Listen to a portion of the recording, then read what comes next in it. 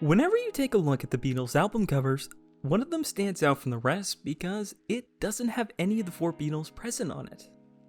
The album cover is just blank, with the exception of their name, or on some copies, some numbers as well.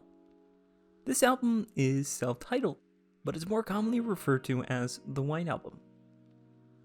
After coming off their most recent hit, Sgt. Pepper's Lonely Hearts Club Band, the group had a few ideas on what to do for their next album's cover design.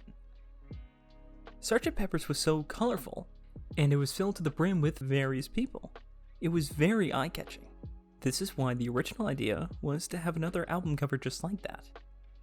The White Album was originally going to be titled A Doll's House early on, and the cover for that album was going to be this.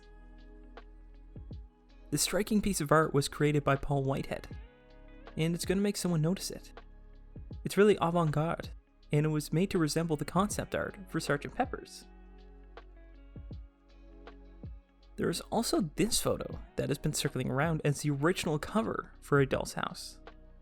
This, however, was really never intended to be the cover of that album.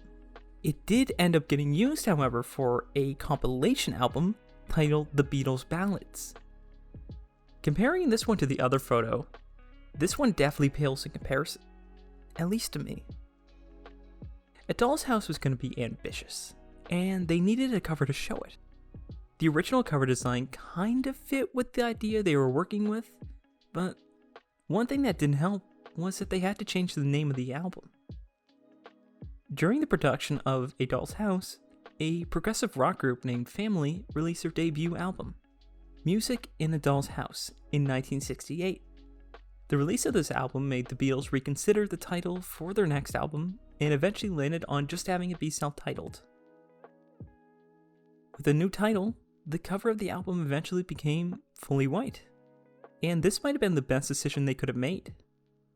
The blank canvas perfectly matches the overall tone of the album, and how experimental it was for them. It stood out from the other albums in their catalog now, and in various ways, it was an amazing continuation after Sgt. Pepper's. Behind the scenes of the album, there was a lot going on, and with all that information, it makes sense on why having it be a fully white cover works so well. The White Album was the first album to be worked on while the Beatles managed themselves, after their manager Brian Epstein sadly passed away. This was the album that they had full control over. The band's relationships with each other, though, were starting to take their first drastic turn.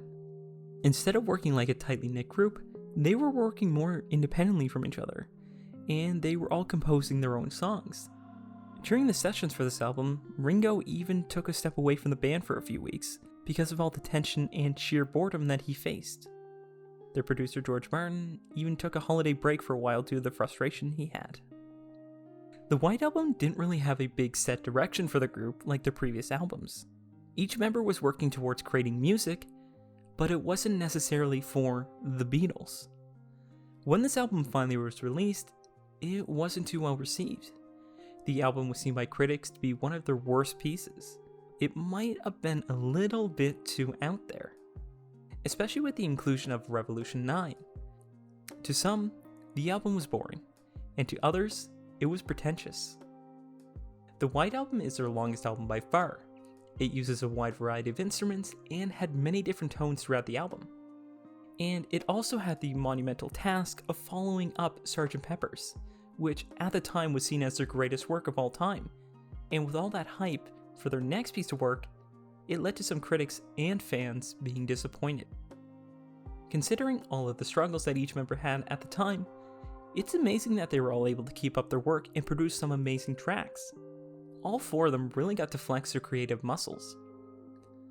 This is why this album is so different compared to what came before it and after it, and this is why the solid white cover just fits so well. The minimalist design gives off the impression that this album is going to be what it wants to be. It's just the individual Beatles and their music. The White Album is such an interesting album. Its original cover looked okay, but it has a bit too much going on. It's a great concept, but being able to look at the White Album for what it is now, it's probably a good thing it changed directions like it did. Thank you for watching. and have a great day.